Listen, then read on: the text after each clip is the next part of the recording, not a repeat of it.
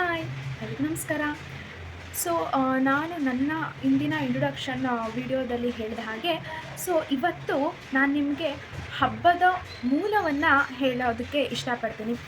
So ನಿಮಗೆ ಅನ್ನಿಸ್ಬೋದು ಹೇಗೆ ಹಬ್ಬದ ಮೂಲ ಇವ್ರಿಗೆ ಹೇಗೆ ಗೊತ್ತಂತ.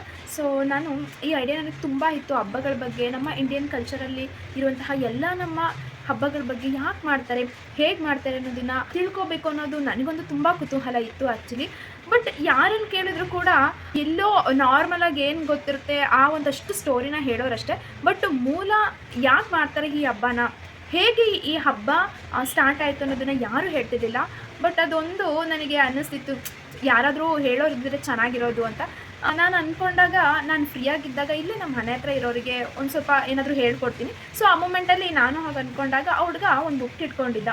ಸೊ ನಾನು ಏನದು ಬುಕ್ಕು ಅಂತ ಕೇಳಿದ್ದಕ್ಕೆ ಅವ್ನು ತೋರಿಸ್ತಾ, ಅಕ್ಕ ನಮ್ಮ ಹಬ್ಬಗಳು ಅಂತ ಇದೆ ಅಂತ. ನಾನು ಏನೋ ನಾರ್ಮಲಾಗಿ ಇದೆ ಅಂತ ಅಂದ್ಕೊಂಡೆ. ಬಟ್ ಲಿಟ್ರಲಿ ಆ ಬುಕ್ ಮಾತ್ರ ಎಷ್ಟು ಚೆನ್ನಾಗಿದೆ ಅಂತಂದರೆ, ಅದರಲ್ಲಿ ಕೊಟ್ಟಿರುವಂಥ ಅಂಶ ಸಂಪೂರ್ಣವಾಗಿದೆ. ಹಬ್ಬ ಎಲ್ಲಿಂದ ಸ್ಟಾರ್ಟ್ ಆಯಿತು, ಹೇಗೆ ಸ್ಟಾರ್ಟ್ ಆಯಿತು, ಮೂಲದಿಂದ ಹಿಡಿದು ಹೇಗೆ ಹಬ್ಬಗಳನ್ನು ಮಾಡಬೇಕು ಅನ್ನೋದನ್ನು ಕೂಡ ತುಂಬ ಚೆನ್ನಾಗಿ ಹೇಳಿದ್ದಾರೆ. ಆ್ಯಕ್ಚುಲಿ ಇದೇ ಆ ಬುಕ್ಕು. ತುಂಬ ಚೆನ್ನಾಗಿದೆ ಈ ಬುಕ್ಕು. ನಾನು ಕೂಡ ಒಂದು 3-4 ಸತಿ ಓದಿದೆ. ಸೊ ಓದಿದ್ಮೇಲೆ ಯಾಕೆ ಇದನ್ನು ಶೇರ್ ಮಾಡ್ಕೋಬಾರ್ದು ಅಂತ ಅನ್ನಿಸ್ತು. ಸೊ ಹಾಗಾಗಿ ನಾನು ಈ ಬುಕ್ಕನ್ನು ಓದಿ ನಿಮಗೆ ಅದನ್ನು ನಿಮ್ಮ ಜೊತೆ ಶೇರ್ ಮಾಡ್ಕೊಳ್ಳೋದಕ್ಕೆ ಇಷ್ಟಪಡ್ತೀನಿ. ಸೊ ಸ್ಟಾರ್ಟಿಂಗ್ ನಮ್ಮ ಹಬ್ಬಗಳು ಹೇಗೆ ಮಾಡಬೇಕು ಗೊತ್ತಾ, ತುಂಬ ಚೆನ್ನಾಗಿ ಹೇಳಿದ್ದಾರೆ ಸ್ಟಾರ್ಟಿಂಗಲ್ಲೇ. ನಮ್ಮ ಹಬ್ಬಗಳು ಹೇಗೆ ಮಾಡಬೇಕು ಗೊತ್ತಾ, ಅನಂತ ವಿಶ್ವದಲ್ಲಿ ಶತಕೋಟಿ ಜೀವರಾಶಿಗಳಿವೆ ಎಂದು ಕೆಲವರೆನ್ನುತ್ತಿರುವಾಗ ಕೇಳಿದ್ದೇವೆ. ಅದು ಏನೋ ಹಳೆಯುಗದಲ್ಲಿನ ಮಾತಾಗಿರಬಹುದು. ಈಗ ಒಂದು ಭಾರತ ದೇಶದಲ್ಲಿಯೇ 100 ಕೋಟಿಗಿಂತಲೂ ಅಧಿಕ ಜನರೇ ಇದ್ದಾರೆ. ಎಷ್ಟೋ ಜಾತಿಗಳ ಜೀವರಾಶಿಗಳೆಲ್ಲವನ್ನು ಸೇರಿಸಿ 100 ಕೋಟಿ ಎಂದಿದ್ದಾರೆಂದರೆ ಬಹುಶಃ ಆ ಸಂಖ್ಯೆ ಕೃತಯುಗದೊಳಗಿನದಾಗಿರಬಹುದು. ಕೃತಯುಗದಲ್ಲಿಯೇ ಸ್ವಲ್ಪ ಸಂಖ್ಯೆಯಲ್ಲಿ ಮನುಷ್ಯರಿರುವ ಕಾಲದಲ್ಲಿಯೇ ಮನುಷ್ಯರಲ್ಲಿ ಜ್ಞಾನ ಸ್ಥಗಿತಗೊಂಡು ಅಜ್ಞಾನ ಬೆಳೆದು ಹೋಗಿದೆ. ಸೊ ಎಷ್ಟು ಚೆನ್ನಾಗಿ ಹೇಳ್ತಿದ್ದಾರೆ ಅಂತಂದರೆ ನಿಜ. ನಮ್ಮ ಈ ವಿಶ್ವದಲ್ಲಿ ಶತಕೋಟಿ ಜನ, ಮೊದಲಿನಿಂದಲೂ ಇಲ್ಲಿವರೆಗೂ ಶತಕೋಟಿ ಜನ ಇದ್ದಾರೆ. ಸೊ ಅದರಲ್ಲಿ ನಮ್ಮ ಈಗಿನ ಜನ್ರೇಷನಲ್ಲೇ ನೋಡೋದಾದರೆ, ನಾವು ಈಗಿನ ಕಾಲದಲ್ಲಿ ನೋಡಿದರೆ ನಮ್ಮ ಭಾರತದಲ್ಲಿ 100 ಕೋಟಿ ಜನ ಇದ್ದಾರೆ ಅಂತಂದರೆ ಬಹುಶಃ ಕೃತಯುಗದಲ್ಲಿ ಆಗ್ತಾನೆ ಮನುಷ್ಯ ಜನ್ಮ ಆಗ್ತಿತ್ತು. ಸೊ ಬಹುಶಃ ಇವಾಗಿನ ಸಂಖ್ಯೆ ಕೃತಯುಗದಲ್ಲೂ ಇತ್ತು ಅಂತ ಅನಿಸುತ್ತೆ. ಸೊ ಕೃತಯುಗದಲ್ಲೇ ಮನುಷ್ಯನಲ್ಲಿ ಜ್ಞಾನ ಸ್ಥಗಿತಗೊಂಡು ಅಜ್ಞಾನ ಬೆಳೆದು ಹೋಗಿತ್ತು. ಸೊ ಅಂಥ ಯುಗದಿಂದ ಸ್ಟಾರ್ಟ್ ಆಗಿದ್ದು, ಮಾನವನು ತನ್ನ ಅಂತರ್ಮುಖ ಧ್ಯಾಸವನ್ನು ಬಿಟ್ಟು ಬಾಹ್ಯ ಧ್ಯಾಸದಲ್ಲಿ ಬಿದ್ದು ಹೋಗಿದ್ದಾನೆ. ಕೋಟಿ ವಿದ್ಯೆಗಳು ಕೂಳಿಗೋಸ್ಕರವೇ ಎನ್ನುವಂತೆ ಎಲ್ಲ ಕೆಲಸಗಳು ಹೊರಗಿನ ಆಹಾರಕ್ಕೆ ಮಾಡುವುದನ್ನು ಪ್ರಾರಂಭ ಮಾಡಿದ್ದಾನೆ. ಅಂತಹದರಲ್ಲಿ ತನ್ನ ಕಣ್ಣಿಗೆ ಕಾಣಿಸುವ ಫಲದ ಮೇಲೆ ಧ್ಯಾಸವನ್ನು ಬೆಳೆಸಿಕೊಂಡಿದ್ದಾನೆ. ಕಾಣಿಸದ ಫಲವಾದ ಪಾಪ ಪುಣ್ಯಗಳ ಮೇಲೆ ಸ್ವಲ್ಪವೂ ಸಹ ಧ್ಯಾಸವನ್ನು ಇಡಲಾರದೆ ಹೋಗಿದ್ದಾನೆ. ಅಂದರೆ ಇಲ್ಲಿ ಧ್ಯಾಸ ಅಂದರೆ ಗಮನ ಅಂತ ಅರ್ಥ. ಇಲ್ಲಿ ಏನು ಹೇಳ್ತಿದ್ದಾರಪ್ಪ ಅಂತಂದರೆ, ಮನುಷ್ಯ ಹೇಗಾಗಿದ್ದಾನೆ ಅಂತಂದರೆ ಕೇವಲ ಅವನ ಬಾಹ್ಯದಲ್ಲಿ ಏನು ಕಾಣಿಸುತ್ತೋ ಅದ್ರ ಕಡೆ ಮಾತ್ರ ತನ್ನ ಧ್ಯಾಸವನ್ನು ಅಂದರೆ ಗಮನವನ್ನು ಕೊಡ್ತಾ ಇದ್ದಾನೆ. ತನ್ನ ಅಂತರ್ಮುಖದೊಳಗೆ ಯಾರೂ ಕೂಡ ಅರಿಯೋದಕ್ಕೆ ಮುಂದಾಗ್ತಾನೇ ಇಲ್ಲ. ಕೇವಲ ತಮ್ಮ ಕಣ್ಮುಂದೆ ಏನು ಕಾಣಿಸಿದರೆ ಅದ್ರ ಕಡೆ ಮಾತ್ರ ಫೋಕಸ್ ಮಾಡ್ತಿದ್ದಾರೆ. ತಮ್ಮ ಅಂತರ್ಮುಖದಲ್ಲಿ ಅಂತರಾಳದೊಳಗೆ ಏನು ಆಗ್ತಿದೆ, ಏನು ನಡೀತಿದೆ ಅನ್ನೋದನ್ನು ಹೊರತುಪಡಿಸಿ ಮಿಕ್ಕಿದೆಲ್ಲವನ್ನು ಸಹ ಮಾಡ್ತಿದ್ದಾನೆ. ಹೇಗಾಗ್ಬಿಟ್ಟಿದೆ ಅಂದರೆ ಇವಾಗಿನ ಜೀವನ, ಬದುಕಲ್ಲಿ ಏನು ಒಂದು ಹೊತ್ತು ಊಟಕ್ಕೋಸ್ಕರನಾದರೂ ನಾವು ದುಡಿಬೇಕು ಅನ್ನೋ ಲೆವೆಲ್ಗೆ ಬಂದುಬಿಟ್ಟಿದೆ.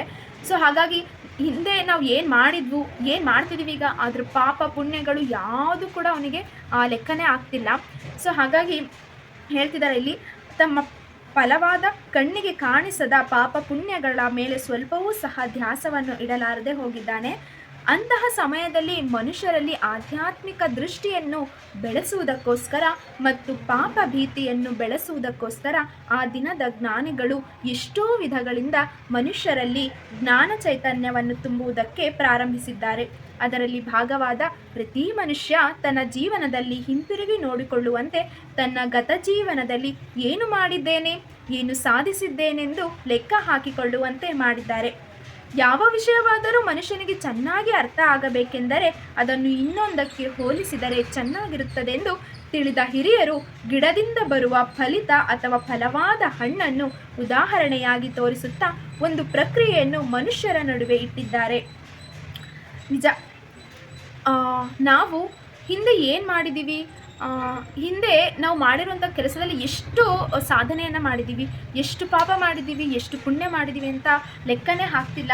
ಆದರೂ ಕೆಲವೊಂದು ವಿಷಯದಲ್ಲಿ ನಾವು ಮಾಡಿರೋದೇ ಸರಿ ಅಂತ ಸಮಂಜಸವನ್ನು ಕೊಟ್ಕೊಳ್ತಾ ಹೋಗ್ತಾ ಇದ್ದೀವಿ. ಇದರಿಂದ ನಮ್ಮ ಮನುಷ್ಯರ ಬದುಕಲ್ಲಿ, ಮನುಷ್ಯರ ಆಲೋಚನೆಗಳಲ್ಲಿ ಆಧ್ಯಾತ್ಮಿಕತೆ ಅನ್ನೋದೇ ಇಲ್ಲವಾಗಿ ಹೋಗಿದೆ. ಸೊ ಅದರ ಒಂದು ಆಧ್ಯಾತ್ಮಿಕತೆಯ ಒಂದು ದೃಷ್ಟಿಯನ್ನು ಬೆಳೆಸೋಕ್ಕೋಸ್ಕರ ನಮ್ಮ ಒಂದು ಹಿರಿಯರು ಏನು ಮಾಡಿದ್ದಾರೆ ಹಬ್ಬಗಳು, ಅದರಿಂದನಾದರೂ ನಮ್ಮ ಪಾಪ ಪುಣ್ಯ ಅನ್ನೋದು ಒಂದು ಅರಿವಿಗೆ ಬರಲಿ ಅನ್ನೋದಕ್ಕೋಸ್ಕರ ನಮ್ಮ ಸಂಸ್ಕೃತಿಯಲ್ಲಿ ಹಬ್ಬಗಳನ್ನು ಜಾರಿಗೆ ತಂದಿದ್ದಾರೆ. ಅದನ್ನು ಯಾವ ರೀತಿ ಜಾರಿಗೆ ತಂದರು ಹಾಗಾದರೆ? ನಿಮಗೆ ಅನ್ನಿಸ್ತಿರ್ಬೋದು ಏನು ಹಬ್ಬದ ಬಗ್ಗೆ ಹೇಳ್ತಿದ್ದಾರೆ ಅಂತಂದ್ಬಿಟ್ಟು, ಆಧ್ಯಾತ್ಮಿಕ ಅಂತ ಹೇಳ್ತಿದ್ದಾರೆ ಅಂತ. ಸೊ ಮುಂದೆ ಬರುತ್ತೆ ಅದು ಯಾಕೆ ಬಂತು ಅನ್ನೋದು. ಹಾಗಾಗಿ ತನ್ನ ಗತ ಜೀವನದ ಬಗ್ಗೆ ಏನು ಮಾಡಿದ್ದೀನಿ, ಏನು ಸಾಧಿಸಿದ್ದೀನಿ ಅನ್ನೋದನ್ನು ಲೆಕ್ಕ ಹಾಕ್ಕೋಬೇಕು ಜನರು ಅನ್ನೋದಕ್ಕೋಸ್ಕರ ಇಲ್ಲಿ ನಮ್ಮ ಹಿರಿಯರು ಒಂದು ಚಿಕ್ಕ ಎಕ್ಸಾಂಪಲ್ನ ಕೊಡ್ತಾರೆ. ಏನಪ್ಪ ಅಂತಂದರೆ, ಗಿಡದಿಂದ ಬರುವಂತಹ ಫಲಿತ ಅಥವಾ ಫಲವಾದ ಹಣ್ಣನ್ನು ಉದಾಹರಣೆಯಾಗಿಟ್ಕೊಂಡು ಹೇಳ್ತಾ ಹೋಗ್ತಾರೆ. ವರ್ಷದಲ್ಲಿ ಕಾಯಿಗಳು ಬಿಡುವುದು, ಆ ಕಾಯಿ ಹಣ್ಣಾಗಿ ಬದಲಾಗುವುದು ಎಲ್ಲರಿಗೂ ತಿಳಿದ ವಿಷಯವೇ, ನಿಜ. ಸೊ ಒಂದು ವರ್ಷದಲ್ಲಿ ಪ್ರತಿ ಮರದಲ್ಲೂ ಕೂಡ ಕಾಯಿಗಳು ಆಗುತ್ತೆ. ಸೊ ಆ ಕಾಯಿಗಳು ಹಣ್ಣಾಗಿ ಬದಲಾಗೋದು ನಮಗೆಲ್ರಿಗೂ ಗೊತ್ತಿರುವಂತಹ ವಿಷಯನೇ. ಸೊ ಎಲ್ರಿಗೂ ತಿಳಿದ ವಿಷಯಕ್ಕೆ ಸಮಾನವಾಗಿ ಹೋಲಿಸಿ ತೋರಿಸುವುದರಿಂದ ಎಲ್ಲರಿಗೂ ಚೆನ್ನಾಗಿ ಅರ್ಥವಾಗುತ್ತದೆ ಎಂಬ ಉದ್ದೇಶದಿಂದ ಹಿರಿಯರು ಆ ಪ್ರಕ್ರಿಯೆಯನ್ನು ಹಣ್ಣು ಎಂಬುದನ್ನು ಹಬ್ಬ ಎನ್ನುವ ಹೆಸರಿನಿಂದಲೇ ಆಚರಿಸುವಂತೆ ಮಾಡಿದ್ದಾರೆ.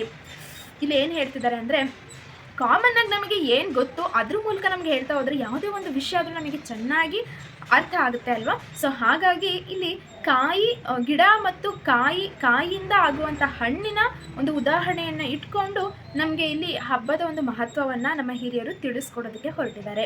ಹಣ್ಣಿಗೂ ಹಬ್ಬಕ್ಕೂ ಹೇಗೆ ಹೋಲಿಕೆ ಆಗುತ್ತೆ ಅನ್ನೋದನ್ನು ನೋಡೋದಾದರೆ, ಒಂದು ಕಾಲದಲ್ಲಿ ಒಂದೇ ಹಿಂದೂ ಮತವಾಗಿದ್ದ ಮಾನವ ಜಾತಿ ಈ ದಿನ ಅನೇಕ ಮತಗಳಾಗಿ ಸೀಳಿ ಹೋಗಿದ್ದರೂ ಪೂರ್ವ ಕೃತಯುಗದಲ್ಲಿಯೇ ಹಿರಿಯರು ಇಟ್ಟಿರುವ ಆಚರಣೆ ಇವತ್ತಿಗೂ ಅಚ್ಚಳಿಯದಂತೆ ಇದೆ. ಇಂದಿಗೂ ಜನರ ನಡುವೆ ಆಚರಣೆಯಲ್ಲಿದ್ದರೂ ಅದರ ಮೂಲ ಭಾವಾರ್ಥ ಮಾತ್ರ ಇಲ್ಲದಂತೆ ಹೋಗಿದೆ. ಅರ್ಥವಿಲ್ಲದ ಆಚರಣೆಯಿಂದ ಯಾವ ಪ್ರಯೋಜನವೂ ಇಲ್ಲದ ಹಾಗೆ ಹೋಗಿದೆ. ಇಂದು ಜನರ ನಡುವೆ ವ್ಯರ್ಥವಾಗಿ ಉಳಿದು ಹೋದ ಆ ದಿನದ ಹಿರಿಯರ ಪ್ರಕ್ರಿಯೆಯನ್ನು ಅರ್ಥವಾಗುವಂತೆ ವಿವರಿಸಿಕೊಳ್ಳೋಣ. ಸೊ ಇಲ್ಲಿ ಏನು ಹೇಳ್ತಿದ್ದಾರೆ, ನಾನು ಸ್ಟಾರ್ಟಿಂಗೇ ಹೇಳ್ದಂಗೆ ಹಬ್ಬನ ಎಲ್ಲರೂ ಆಚರಿಸ್ತೀವಿ, ಆದರೆ ಯಾಕೆ ಆಚರಿಸ್ತೀವಿ ಅನ್ನೋ ಮೂಲ ಅರ್ಥ ಮಾತ್ರ ಯಾರಿಗೂ ಗೊತ್ತಿಲ್ಲ. ಅರ್ಥನೇ ಗೊತ್ತಿಲ್ಲದೆ ವ್ಯರ್ಥವಾಗಿ ಹಬ್ಬಗಳನ್ನು ಆಚರಿಸೋದಕ್ಕಿಂತ ಅರ್ಥನ ತಿಳ್ಕೊಂಡು ಆಚರಿಸಿದ್ರೆ ಅದಕ್ಕೆ ಒಂದು ಪ್ರಯೋಜನ ಇರುತ್ತೆ. ಸೊ ಅರ್ಥನೇ ಗೊತ್ತಿಲ್ಲದೆ ಮಾಡೋದ್ರಿಂದ ಯಾವ ಪ್ರಯೋಜನವೂ ಆಗೋದಿಲ್ಲ. ಹಾಗಾಗಿ ನಮ್ಮ ಹಿರಿಯರು ಪೂರ್ವಜರು ಏನು ಹಬ್ಬ ಅನ್ನುವಂತಹ ಒಂದು ಸಂಸ್ಕೃತಿಯನ್ನು ಮಾಡಿದ್ದಾರೆ, ಸೊ ಯಾಕೆ ಮಾಡಿದ್ದಾರೆ ಅದನ್ನು ತಿಳ್ಕೊಳ್ತಾ ನಾವು ಹಬ್ಬಗಳನ್ನು ಆಚರಿಸಿದ್ರೆ ಆ ಹಬ್ಬ ಮಾಡಿದ್ದಕ್ಕೂ ಕೂಡ ಒಂದು ಅರ್ಥ ಬರುತ್ತೆ ಅನ್ನೋದನ್ನ ಇಲ್ಲಿ ಹೇಳ್ತಾ ಹೋಗ್ತಿದ್ದಾರೆ.